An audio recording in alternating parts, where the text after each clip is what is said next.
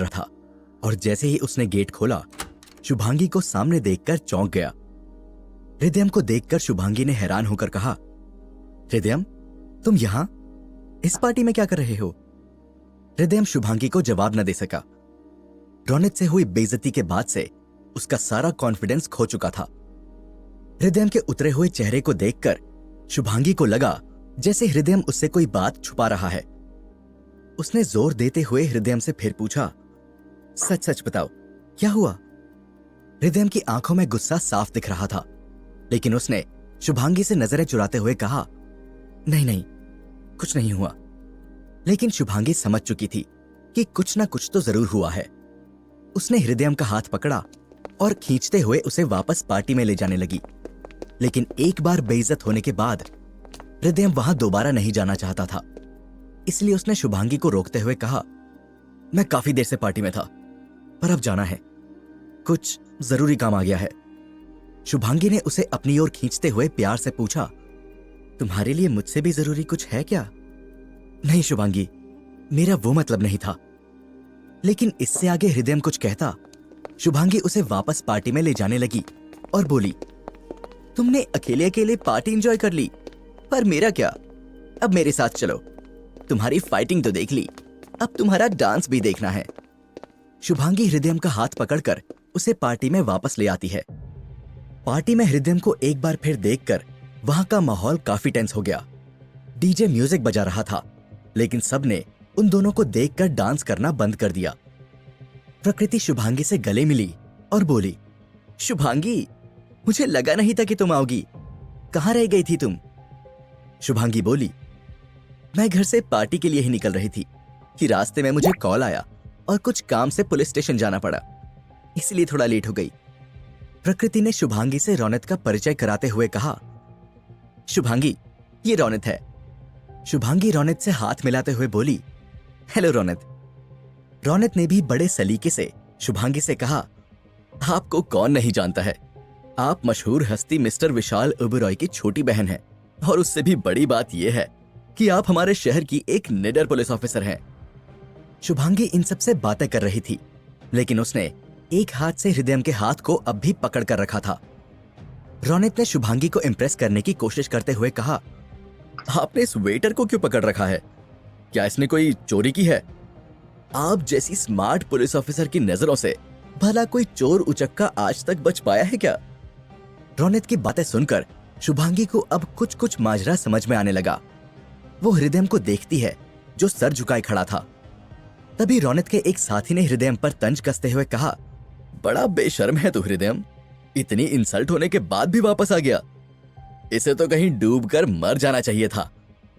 शुभांगी ने तिरछी नजरों से एक बार वहां खड़े सभी लोगों की ओर देखा और फिर हृदयम का परिचय प्रकृति से कराते हुए कहा, प्रकृति, ये है मेरा बॉयफ्रेंड हृदयम। ये सुनते ही रौनक और प्रकृति के साथ ही वहां खड़े सभी लोग हैरान हो जाते हैं। उनमें खुसुर-फुसुर होने लगती है। शुभांगी धमकी भरे अंदाज में रौनक को देखकर कहती है, हृदयम मेरे साथ पार्टी में आया है, किसी को कोई प्रॉब्लम? शुभांगी की बातें सुनकर हृदयम को थोड़ा सुकून पहुंचता है, लेकिन अगले ही पल उसे याद आता है कि ऐसा ही कुछ प्रकृति ने भी उसके साथ किया था। लेकिन शुभांगी और प्रकृति में फर्क है। जहां हृदयम प्रकृति को अपनी बेस्ट फ्रेंड मानता था, वहीं शुभांगी से प्यार करने लगा था। वो शुभांगी को सपनों में भी खोने की बात सोच नहीं सकता था। शुभांगी की बातें सुनने के बाद किसी की भी हृदयम से कुछ कहने की हिम्मत नहीं हुई। शुभांगी ने माहौल को लाइट करते हुए कहा, सब लोग शांत क्यों हो गए? Guys, let's enjoy the party. सब लोग फिर से झूमने लगे, लेकिन अभी भी हृदयम के मन में कई सवाल चल रहे थे। उसने खुद से कहा, क्या शुभांगी भी प्रकृति की तरह है? इस भीड़ में कहीं उसका भी कोई बॉयफ्रेंड तो नहीं जिसे जलाने के लिए वो मुझे यूज कर रही हो? जैसे ही शुभांगी ने डीजे की तरफ इशारा किया, उसने म्यूजिक तेज कर दिया और हृदयम का हाथ पकड़कर शुभांगी डांस करने लगी। हृदयम ना चाहते हुए भी शुभांगी के साथ डांस करने लगा, पर उसकी आंखें अभी भी भीड़ में शुभांगी के बॉयफ्रेंड को ढूंढ रही थी। हृदयम सोचने लगा, इनमें से कौन हो सकता है? कहीं रौनक ही तो नहीं? नहीं, उसने तो अभी अभी सबके सामने प्रकृति को प्रपोज किया है, फिर कौन हो सकता है? शुभांगी ने हृदयम के ऑफ मूड को देखते हुए पूछा, किसके ख्यालों में खोए हो डॉक्टर साहब? हृदयम से रहा नहीं गया और उसने शुभांगी के करीब आकर पूछ ही लिया, क्या इस पार्टी में तुम्हारा कोई बॉयफ्रेंड है? शुभांगी ने ना में सर हिलाते हुए हृदयम से कहा, नहीं, मेरा कोई बॉयफ्रेंड नहीं है। हृदयम को यकीन नहीं हो रहा था। उसने फिर से कंफर्म करते हुए शुभांगी से पूछा, सच में? शुभांगी ने हृदयम को एक नजर घूरा और बोली, हाँ बाबा, बोला ना, मेरा कोई बॉयफ्रेंड नहीं है। Don't you trust me? Hridayam के दिल को अब थोड़ी राहत मिली। डांस फ्लोर को छोड़कर जाने से पहले उसने शुभांगी से कहा, मुझे प्यास लगी है, मैं अभी पानी पीकर आया। शुभांगी ने हृदयम का हाथ पकड़कर मुस्कुराते हुए पूछा, पानी ही पीने जा रहे हो या फिर कुछ और? पानी पीकर सीधा मेरे पास वापस आना, कहीं चले मत जाना। हृदयम मुस्कुराकर वहां से चला जाता है। हृदयम पार्टी के शोर शराबे से बाहर आकर होटल के लॉन में एक बेंच पर आंखें बंद करके अकेला बैठ जाता है। उसके दिमाग में एक साथ कई ऊर्जाओं का संचार होने लगा। उसके अंदर गेज डिटेक्शन की पावर समा रही थी। गेज डिटेक्शन वो शक्ति है जिससे इंसान बड़ी ही आसानी से ये जान सकता है कि उसके पीछे कौन खड़ा है। पिछले कुछ दिनों से धीरे धीरे हृदयम की शक्तियां बढ़ती जा रही थी। ऐसा लग रहा था जैसे किसी विशेष काम के लिए उसे तैयार किया जा रहा है। काफी देर तक हृदयम शांत बैठा रहा और फिर उसने कहा, सामने आ जाओ शुभांगी, कब तक वहां खड़ी रहोगी? हृदयम के मुंह से अपना नाम सुनकर शुभांगी हैरान हो जाती है। हृदयम के पीछे थोड़ी दूर पर खड़ी शुभांगी अब थोड़ा डगमगाकर उसके पास आती है और हृदयम से पूछती है, तुम तो पानी पीने गए थे ना, तो यहां क्या कर रहे हो? हृदयम की आंखें अभी भी बंद थी। उसने अपने सर को बेंच पर टिकाते हुए कहा, मुझे पार्टी में अच्छा नहीं लग रहा था, इसलिए मैं यहां आकर बैठ गया। शुभांगी ने दबी जुबान में कहा, मुझे लगा तुम यहां कुआं खोद रहे हो क्या? हृदयम ने शुभांगी से पूछा, कुछ कहा तुमने? शुभांगी ने हृदयम की ओर देखते हुए प्यार से जवाब दिया, मैं तुमसे जब भी मिलती हूं तब मैं सरप्राइज हो जाती हूं। आखिर तुम हो कौन? हृदयम ने अपनी आंखें खोली और शुभांगी की ओर देखा। उसने शुभांगी को अपने पास बैठने का इशारा किया। शुभांगी उसके बगल में बैठे हुए ठंड के मारे अपने हाथ मलते हुए बोली, उफ, कितनी ठंड है ना यहाँ। ठंड के मारे उसके शरीर में कपकपी सी दौड़ने लगी। शुभांगी जानती थी कि हृदयम का मूड ऑफ है, इसलिए उसने मजाकिया अंदाज में हृदयम से कहा, यहाँ काफी ठंड है। अगर ये किसी फिल्म का सीन होता तो हीरो अब तक अपनी जैकेट उतार कर हीरोइन के कपकपाते शरीर को ढक देता, लेकिन यहाँ तो हीरो खुद शर्ट में बैठा है, इसे तो बिल्कुल ठंड नहीं लगती। हृदयम उसकी बातों का कोई जवाब नहीं देता है, पर शुभांगी हृदयम से बात करना चाहती थी। उसके साथ पार्टी में क्या हुआ वो जानना चाहती थी। उसने ठंड में कपकपाती हुई आवाज में हृदयम से कहा, रौनित ने बड़ी अच्छी पार्टी दी है, उसने तो यहाँ सभी के रुकने के लिए रूम्स भी बुक किए हैं, मैं भी आज रात यहीं रुकूंगी। इस बार हृदयम ने जवाब दिया, क्या तुम्हें सच में बहुत ठंड लग रही है? शुभांगी ठंड से कांप रही थी। वो बार बार अपने हाथों को मल रही थी और अपने हाथों से अपने चेहरे को छूकर ठंड से बचने की कोशिश कर रही थी।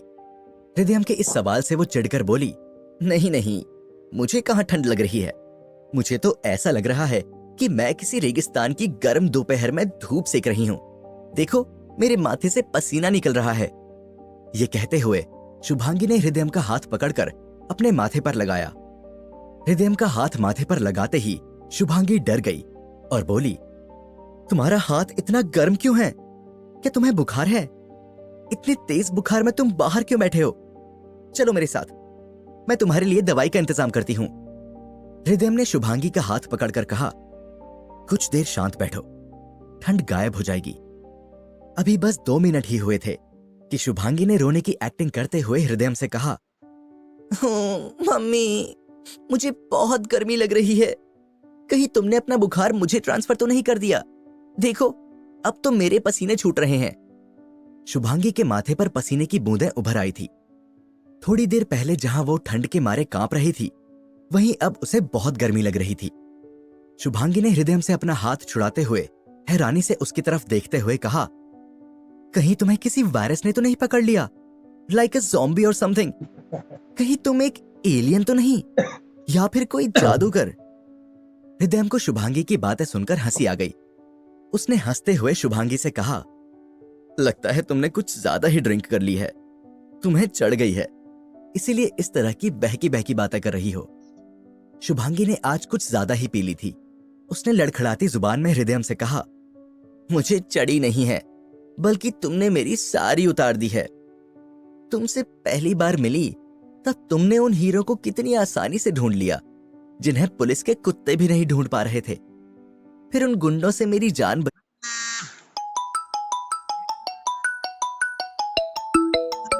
बचाने रात में अचानक आ गए। मेरे टूटे पैर को एक रात में ठीक कर दिया। और ये जो तुमने अभी किया वो क्या था? भैया ने तो तुम्हारे बारे में सच ही कहा था। हृदयम ने चौंकते हुए शुभांगी से पूछा, क्या कहा था भैया ने मेरे बारे में? शुभांगी ने हृदयम से कहा, पहले मेरे पास आकर बैठो, फिर बताऊंगी कि भैया तुम्हारे बारे में क्या बोल रहे थे। हृदयम शुभांगी के पास बैठते हुए कहता है, लो बैठ गया, अब बताओ। शुभांगी ने हृदयम के कंधे पर सर रखते हुए कहा, उन्होंने कहा था कि तुम सबसे अलग हो, तुम बहुत खास हो, तुम वो नायाब हीरा हो जो किसी का भी नसीब बदल सकता है। हृदयम मुस्कुराया और फिर अपनी घड़ी देखकर बोला, शुभांगी काफी देर हो चुकी है, अब हमें चलना चाहिए, सब क्या सोचेंगे। शुभांगी ने हृदयम का हाथ पकड़ते हुए कहा, जाने मन, सोचने दो जिसको जो सोचना है सोचे। मैंने तो सबके सामने कह दिया है कि तुम मेरे बॉयफ्रेंड हो। मैंने तो सच बोल दिया है, अगर तुम्हारी कोई गर्लफ्रेंड हो तो अभी बता दो, अभी मैं माफ कर दूंगी। लेकिन अगर बाद में मुझे पता चला तो थाने में उल्टा लटकाकर पिटाई करूंगी। शुभांगी को बहुत चढ़ गई थी। हृदयम उसका हाथ अपने कंधे पर रखकर उसे संभालते हुए उसके रूम तक छोड़ आता है और फिर अपने रूम में चला जाता है। अपने रूम में शुभांगी के बारे में सोचते हुए हृदयम को कब नींद आ गई उसे पता ही नहीं चला। रात के करीब 12 बजे किसी के जोर जोर से चिल्लाने की आवाज आने लगी। उस शोर से पूरा होटल जाग जाता है। लड़ाई की आवाज हृदयम के रूम के बाहर से आ रही थी और उसकी वजह से हृदयम की नींद भी खुल गई थी। हृदयम आंखों को मलते हुए अपने बेड से उठा ही था कि तभी उसके रूम की घंटी बार बार बजने लगती है। साथ ही कोई बाहर के दरवाजे को बहुत जोर से पीट रहा था। हृदयम ने दरवाजा खोला तो सामने रौनक खड़ा था। दोनों एक दूसरे को गुस्से से देख रहे थे, जैसे अभी एक दूसरे पर झपट पड़ेंगे।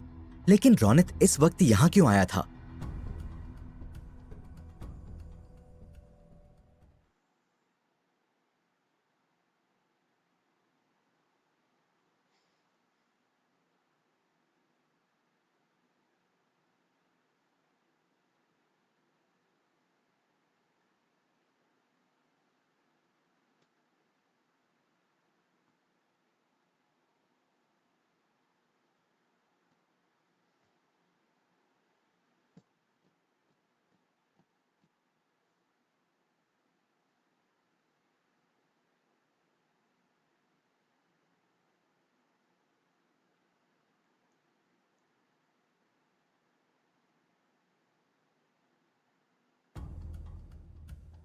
हृदयम ने रौनक को अपने रूम के दरवाजे पर देखते ही गुस्से से पूछा, रौनक तू यहां क्या कर रहा है? रात में शोर मचाकर मेरी नींद क्यों डिस्टर्ब करी? रौनक ने गुस्से से चिल्लाकर बोला, साले तेरी इतनी हिम्मत कि तू मेरे रूम में सो रहा है? हृदयम ने अपने गुस्से को रोकते हुए कहा, रौनक चुपचाप यहां से निकल जा। याद है ना पिछली बार हाथ तोड़ा था, इस बार मुंह तोड़ दूंगा। रौनक भड़क कर बोला, अरे वाह, तेवर तो देखो साले के, एक तो चोरी ऊपर से सीना जोरी।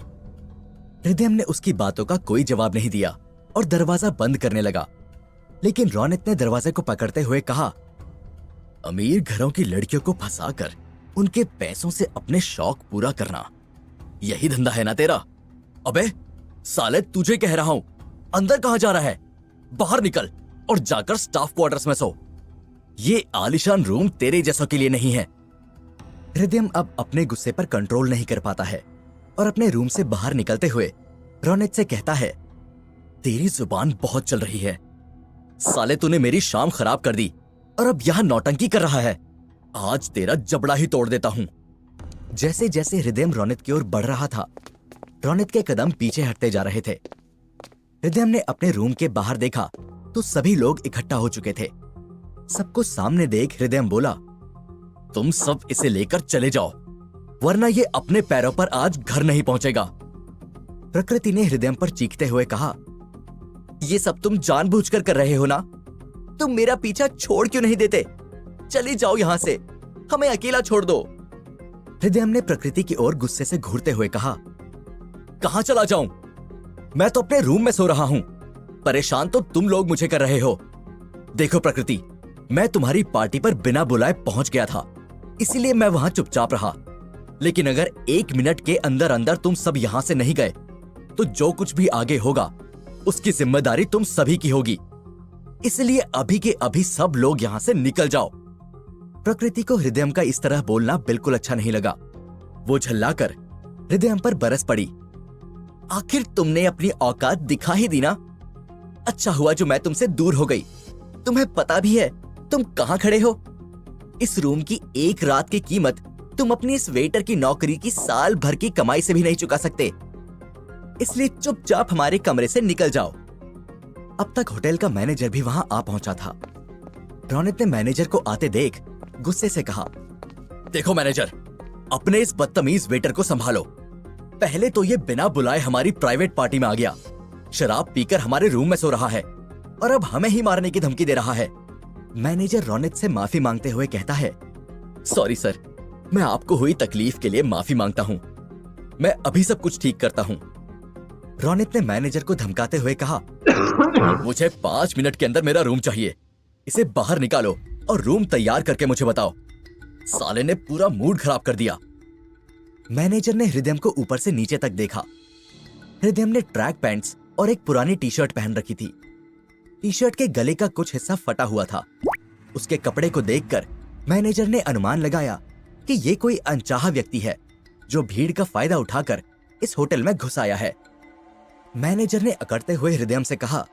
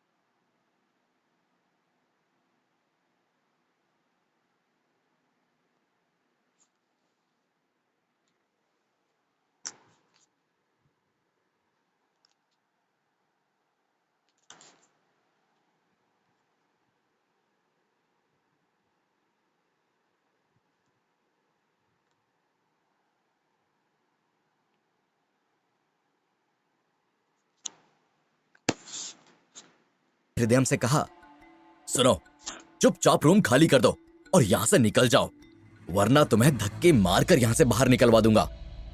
हृदयम गुस्से में झुंझला जाता है और बहुत जोर से कहता है, मैं कहता हूं चले जाओ यहां से।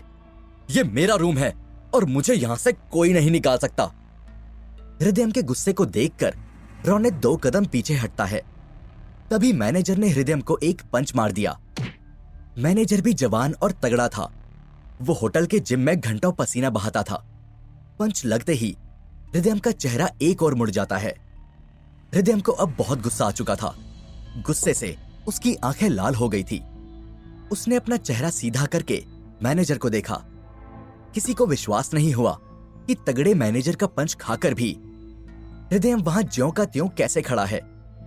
रोनित ने हृदयम को गुस्से से देखकर मैनेजर के बारे में खुद से कहा, ये मैनेजर तो गया। मैनेजर हृदयम को दूसरा पंच मारने के लिए आगे बढ़ा ही था, तभी हृदयम ने उसके पेट पर इतनी जोर से किक मारी कि वो गलियारे में फिसलता हुआ एक दीवार से टकरा गया। ये देखकर वहां खड़े सभी लोग शॉक्ड हो गए। हृदयम मैनेजर को मारने के लिए आगे बढ़ ही रहा था कि तभी सामने से शुभांगी आ जाती है। हृदयम शुभांगी को देखकर रुक जाता है। प्रकृति शुभांगी के पास जाकर कहती है, शुभांगी, तुम बिल्कुल ठीक समय पर आई हो। ये देखो, तुम जिसे अपना बॉयफ्रेंड बता रही हो, इसकी हकीकत तुम्हारे सामने है।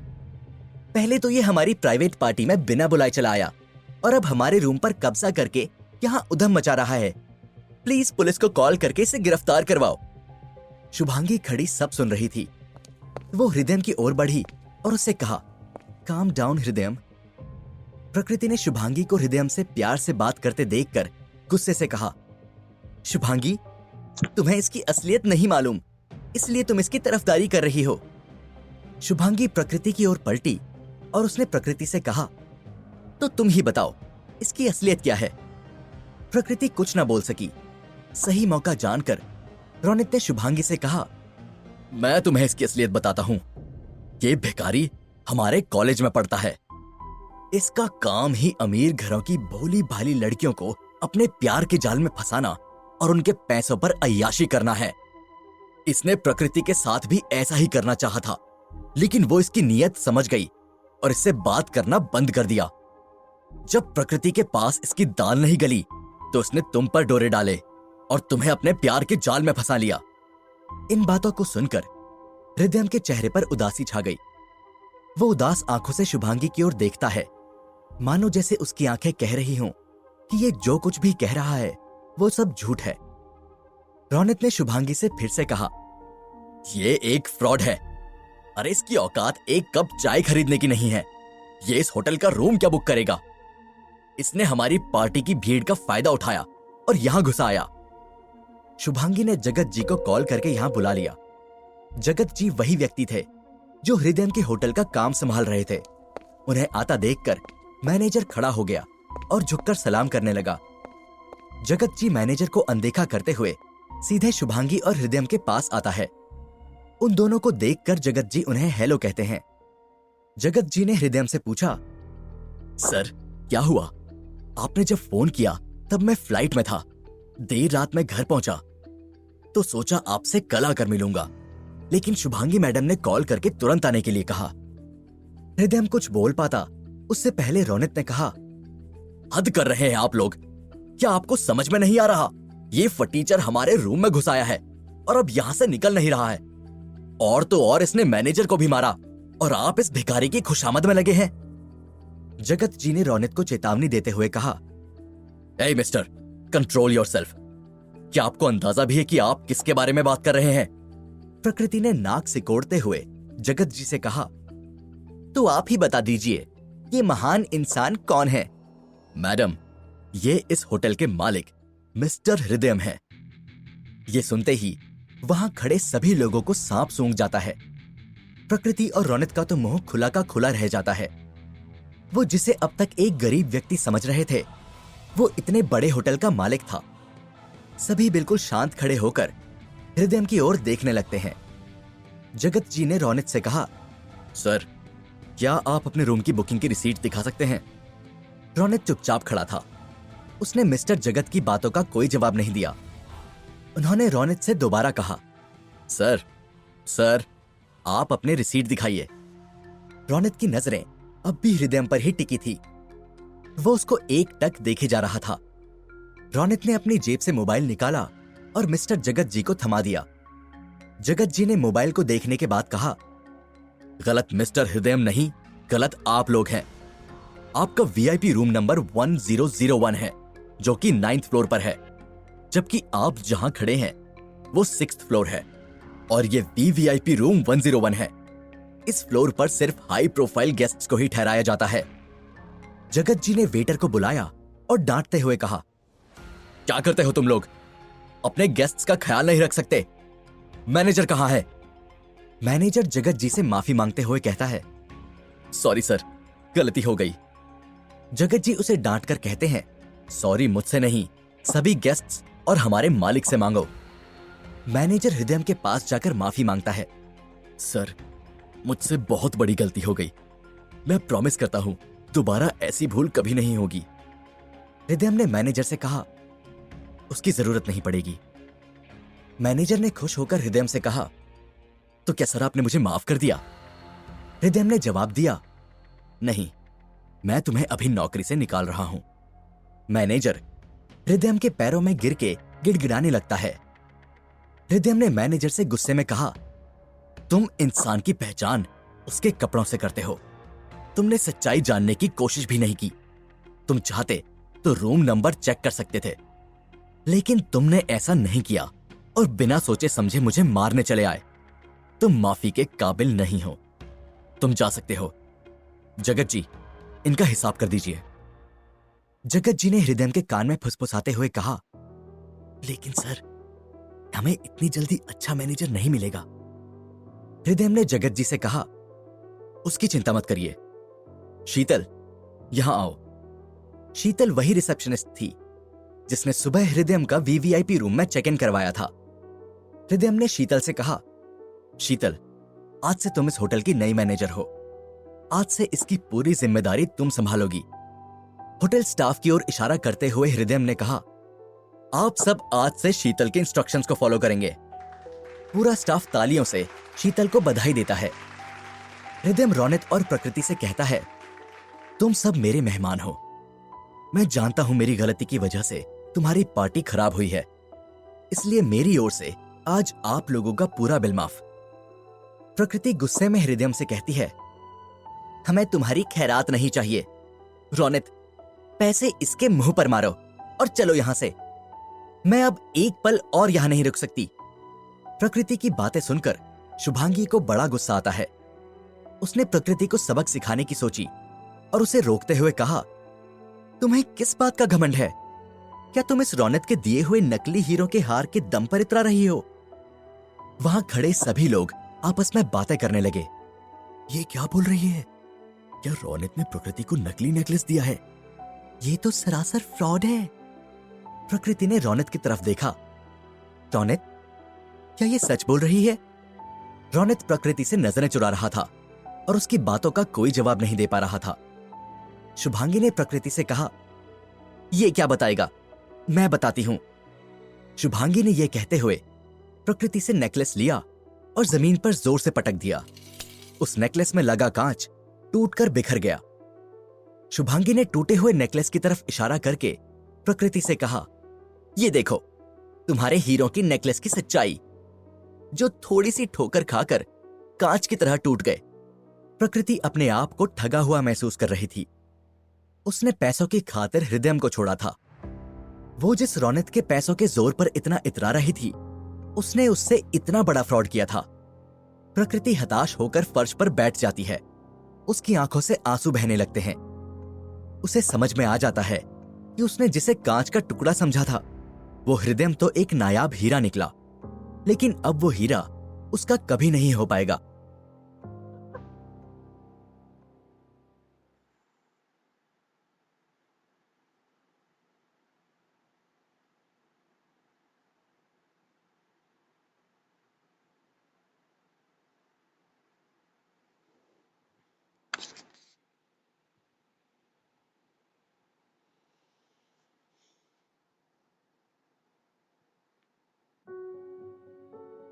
सभी लोग होटल से जा चुके थे, लेकिन प्रकृति अभी भी वहीं बैठी रो रही थी।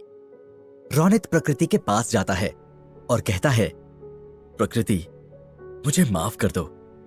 मैं तुम्हें दुख नहीं देना चाहता था। मैंने तुम्हारे लिए ऐसा ही नेकलेस देखा था। मैं उसे तुम्हें खरीद दूंगा। पार्टी में कुछ ज्यादा ही खर्च हो गया था, इसलिए मैंने ये सब किया। प्रकृति रोते हुए रौनक से कहती है, तुमसे मैंने कभी कुछ नहीं मांगा था, फिर तुमने मेरे साथ इतना बड़ा मजाक क्यों किया? दूर चले जाओ। मुझे अपनी शक्ल कभी मत दिखाना। रौनक उसे समझाना चाह रहा था, लेकिन प्रकृति उसकी किसी भी बात को सुनने के लिए तैयार नहीं थी। बहुत मनाने के बाद भी जब प्रकृति नहीं मानी तो हताश होकर रौनक वहां से चला जाता है। शुभांगी प्रकृति के पास जाती है और उससे कहती है, देखो प्रकृति, मेरा मकसद तुम्हें दुख पहुंचाना नहीं था। आखिर हम बचपन के दोस्त हैं। मैं कभी नहीं चाहूंगी कि तुम्हारे साथ कुछ गलत हो। इसलिए जब तुमने अपना गिफ्ट दिखाया, मैं तभी समझ गई थी कि ये नेकलेस नकली है। मैं तुम्हें ये कभी नहीं बताती, लेकिन तुम्हारी आंखें खोलने के लिए ये मुझे मजबूरन करना पड़ा। प्रकृति ने शुभांगी से रोते हुए कहा, मैं बहुत बुरी हूं। मैंने हृदय को बहुत बुरा भला कहा। इसके बावजूद उसने मुझे कुछ नहीं कहा।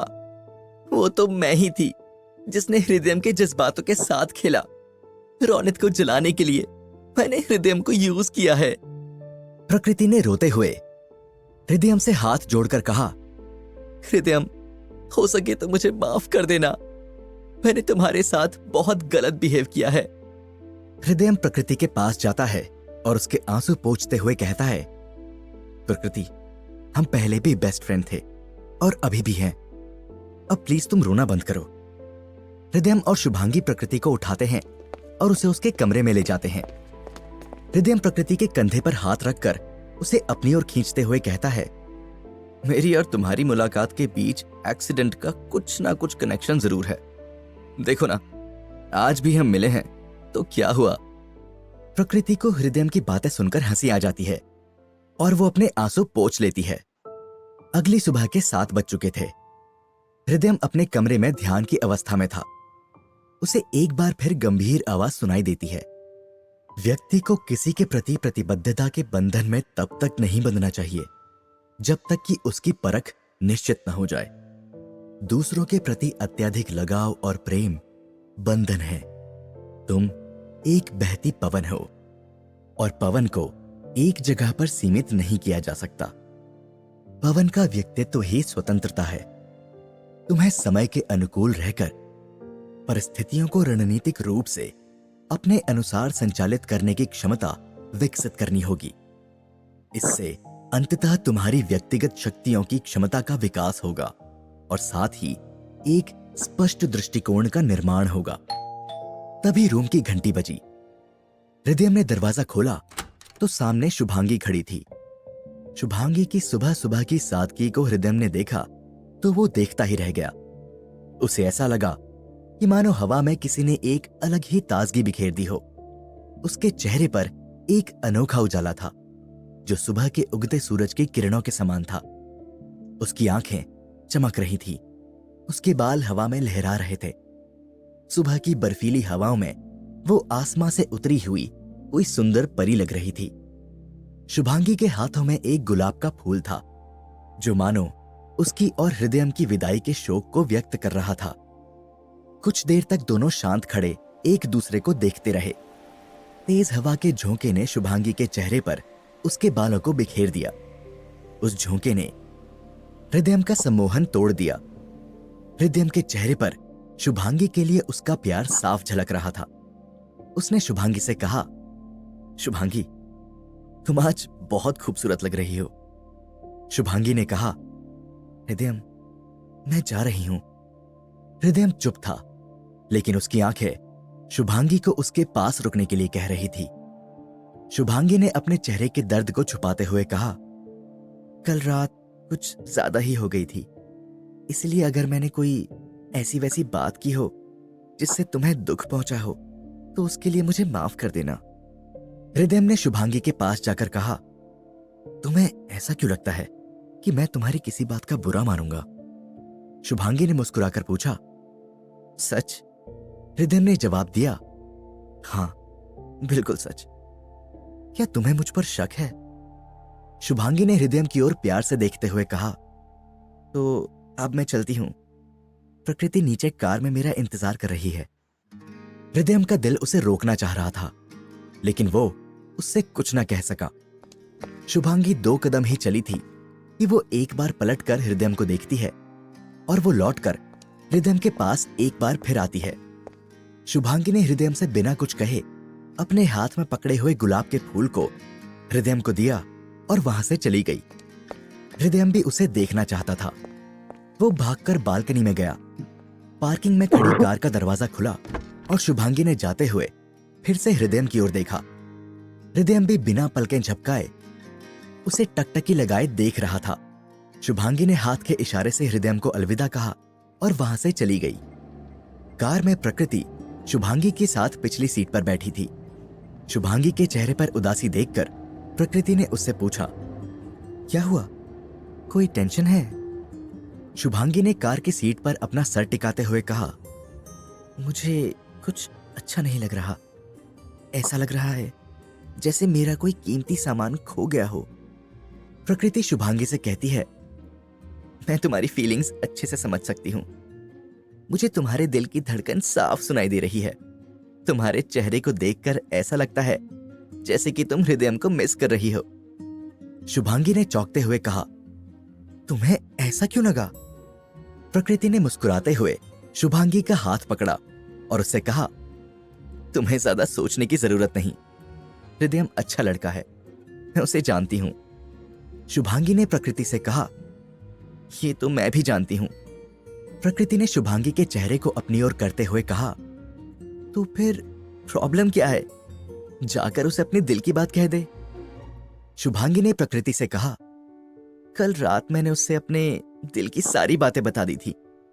प्रकृति ने एक्साइटेड होकर शुभांगी से पूछा, तो हृदयम ने उसका क्या जवाब दिया?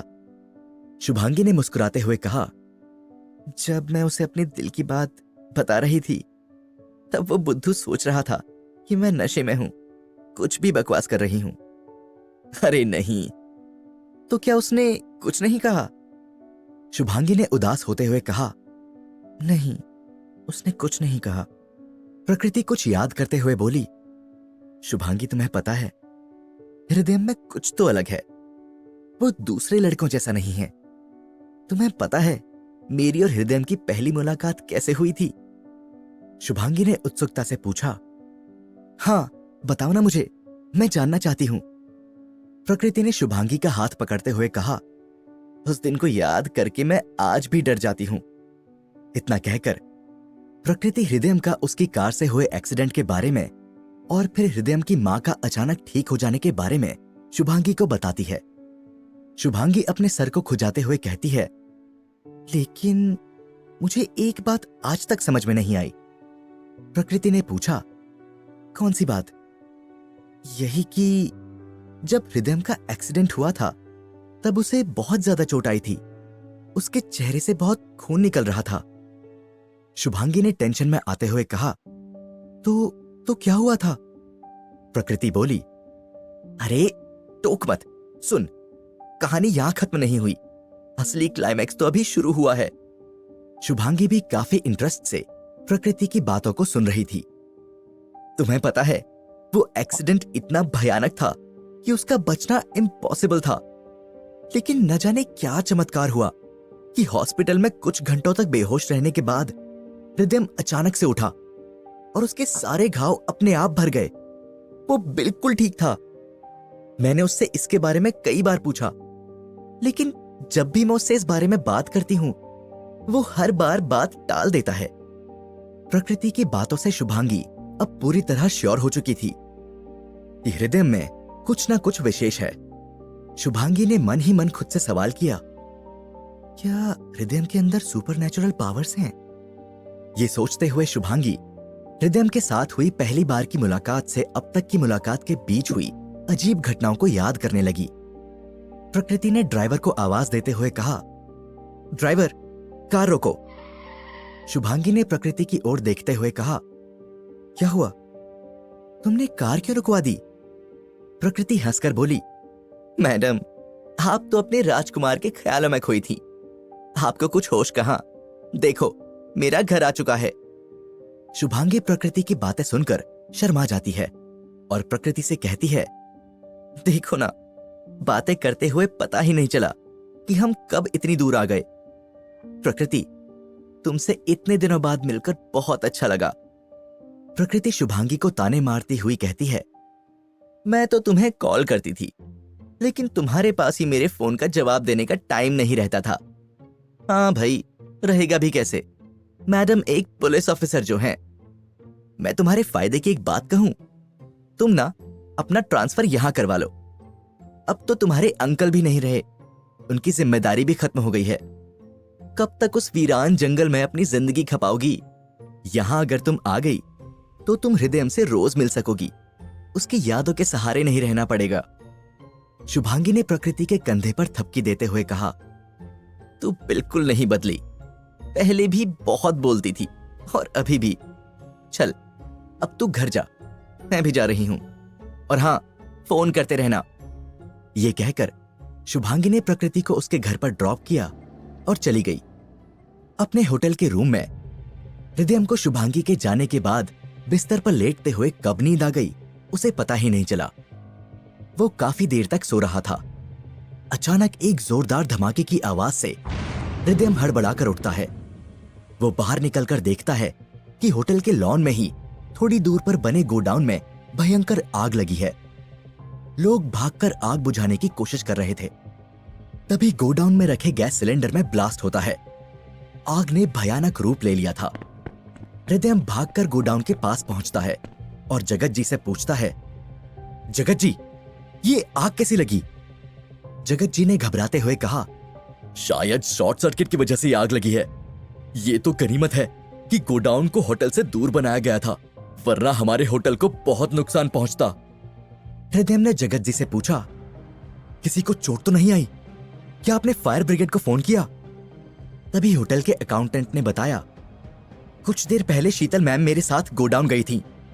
मैं गोडाउन का रजिस्टर लाना भूल गया था। उसे लेने में जैसे ही बाहर आया, धमाके के साथ यहां आग लग गई। हृदय ने घबराकर पूछा, तो क्या शीतल गोडाउन के अंदर ही फंसी है? अकाउंटेंट बोला, जी सर। हृदय ये सुनते ही गोडाउन के अंदर चला जाता है। अंदर आग इतनी भयंकर थी कि हृदय की टी शर्ट जलकर उसकी स्किन से चिपक जाती है। आग की लपटों की वजह से हृदय की स्किन जल रही थी, लेकिन उसने अपनी परवाह किए बिना शीतल को ढूंढना जारी रखा। हृदय चिल्लाकर बोला, शीतल, शीतल कहाँ हो तुम? शीतल! शीतल को आवाज लगाता हुआ हृदय यहां वहां उसे आग के बीच ढूंढ रहा था। उसके शरीर की ऊपरी स्किन पूरी तरह जलकर निकल चुकी थी। उसके शरीर के अंदर के अंग, उसकी नसें और उनमें बह रहे खून को साफ साफ देखा जा सकता था। हृदय इस समय किसी हॉरर फिल्म के भूत की तरह दिख रहा था। तभी वहां रखे दूसरे गैस सिलेंडर में ब्लास्ट हुआ और एक कमरे की दीवार टूट गई। हृदय देखता है कि अधजली हालत में शीतल उस कमरे में रखे ड्रमों के बीच बेहोश पड़ी थी। हृदय दौड़कर शीतल के पास पहुंचता है। शीतल उठो, शीतल उठो, मैं तुम्हें कुछ नहीं होने दूंगा, तुम घबराओ नहीं। हृदय शीतल को गोद में उठाकर तेजी से गोडाउन के पिछले दरवाजे की तरफ भागा। गोडाउन का पिछला हिस्सा होटल से थोड़ी दूरी पर था। हृदय को इस पल अपने बारे में होश नहीं था। वो किसी तरह इस भयानक आग से शीतल की जान बचाना चाहता था। हृदय जैसे ही गोडाउन के पिछले दरवाजे से बाहर निकलने लगा, तभी एक और जोर का ब्लास्ट हुआ।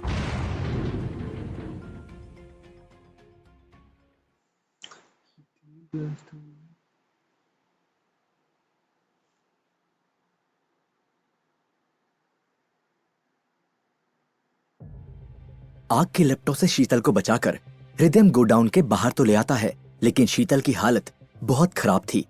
वो बुरी तरह से आग से झुलस चुकी थी। हृदय के दिमाग में केवल एक ही बात चल रही थी कि कैसे भी करके उसे शीतल की जान बचानी है। उसने जोर से कहा, शीतल, तुम्हें कुछ नहीं होगा, शीतल आंखें खोलो। शीतल बेहोश थी। हृदय उसे होश में लाने की पूरी कोशिश कर रहा था। हृदय गोडाउन के पिछले हिस्से की ओर से निकला था। यहाँ से होटल के लिए जाने का रास्ता थोड़ा घुमावदार और दूर था। हृदय ने रास्ते में जैसे ही अपना कदम बढ़ाया, उसके पैरों की स्किन धीरे धीरे ठीक होने लगती है। वो जैसे जैसे आगे बढ़ रहा था, वैसे वैसे उसके शरीर पर स्किन की परत चढ़ती जा रही थी। कुछ ही देर में वो अब पहले की तरह नॉर्मल हो चुका था। चलते हुए हृदय की नजर एक शीशे के टुकड़े पर पड़ती है। वो कुछ देखकर रुक जाता है और खुद से कहता है, मेरे कपड़े कहाँ गए? उसके शरीर के सभी कपड़े आग में जल चुके थे। वो बिना कपड़ों के था। हृदय ने खुद से कहा, मैं इस तरह नहीं जा सकता। लोग क्या कहेंगे? मैं अगर उनसे कहूंगा कि आग की वजह से मेरे कपड़े जल गए तो उन्हें यकीन नहीं होगा, और मेरे शरीर पर जलने का एक निशान भी तो नहीं है।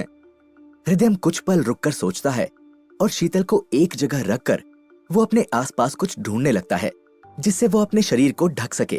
हृदय को कचरे में चादर का एक टुकड़ा मिलता है जिसे देखकर वो कहता है, ये ठीक रहेगा, ये मेरे काम आ सकता है।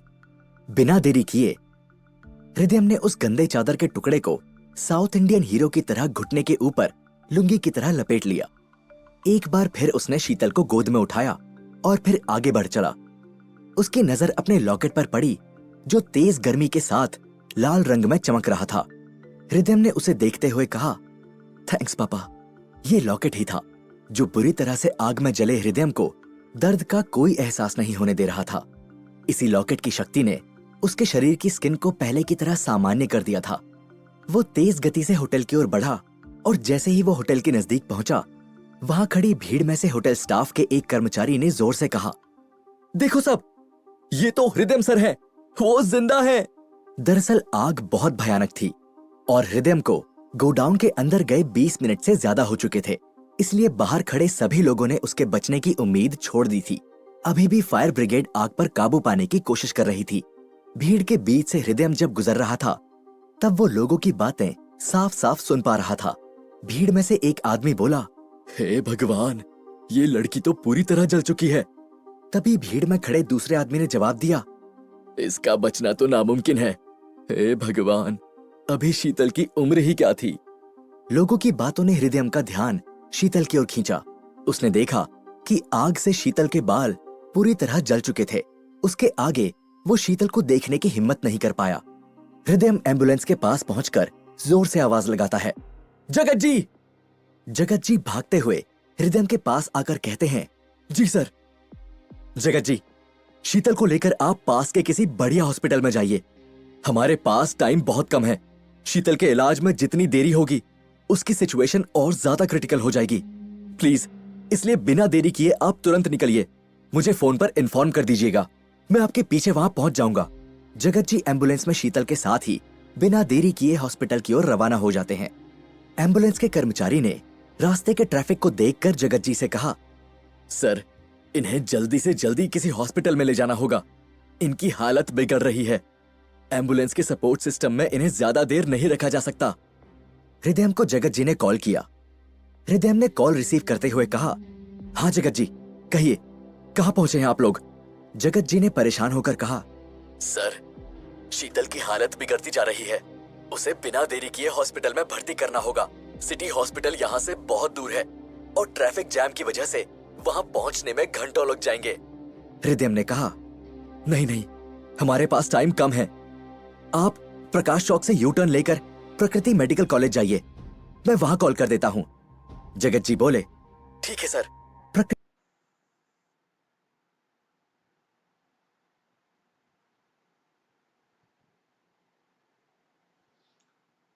हे भगवान।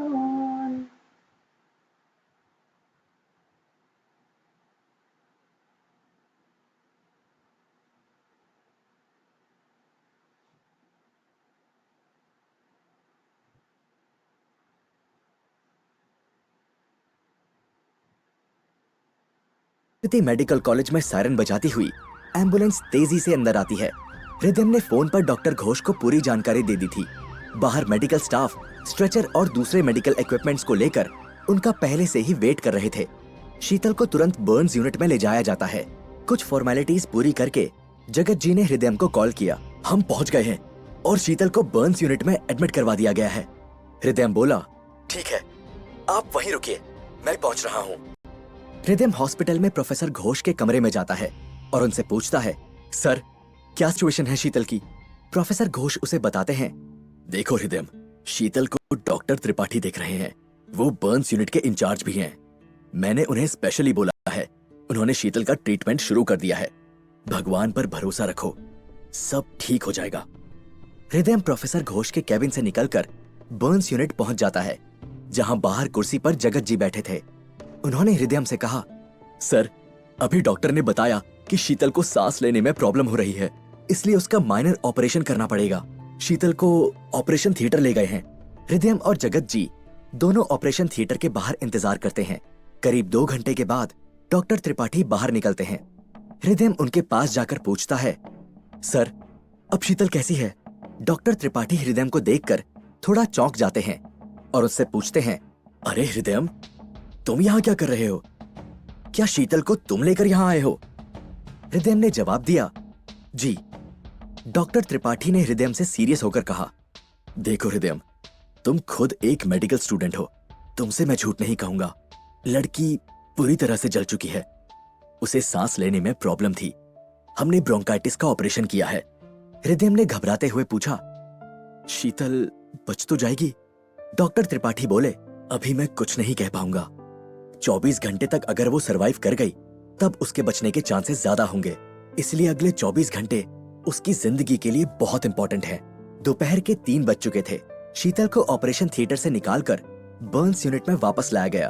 वहीं सामने रखी बेंच पर उदास हृदयम बैठा था। जगत जी हृदयम के खाने के लिए कुछ फल लेकर आए थे।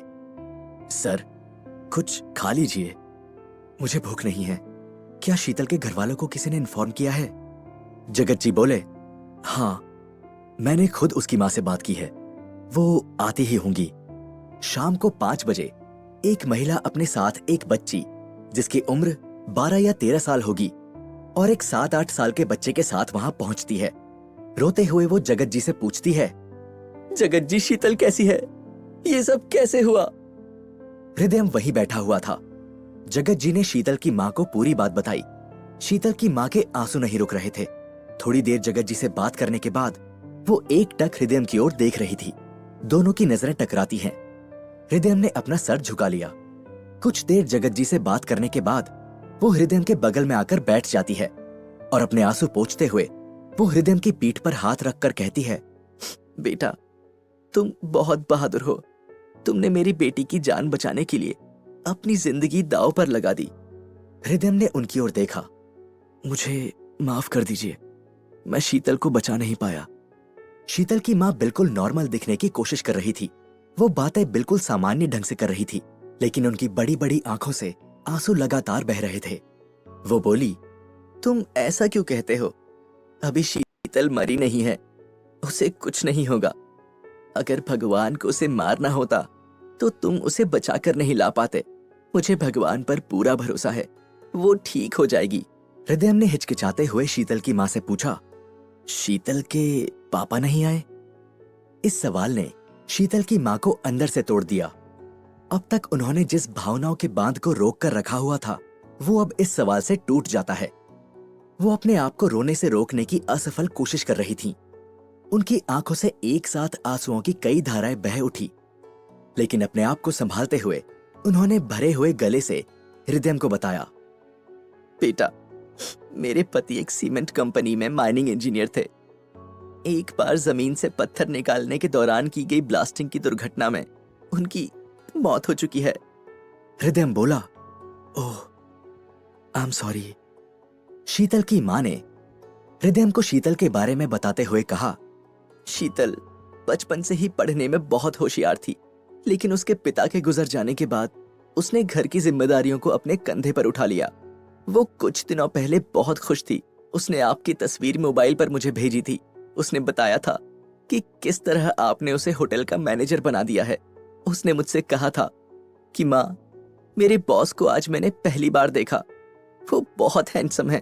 उन्होंने होटल के इतने बड़े स्टाफ में से केवल मुझे चुना। अब हमारी सारी परेशानियां खत्म हो जाएंगी। हम बिट्टू का एडमिशन किसी अच्छे स्कूल में करवाएंगे।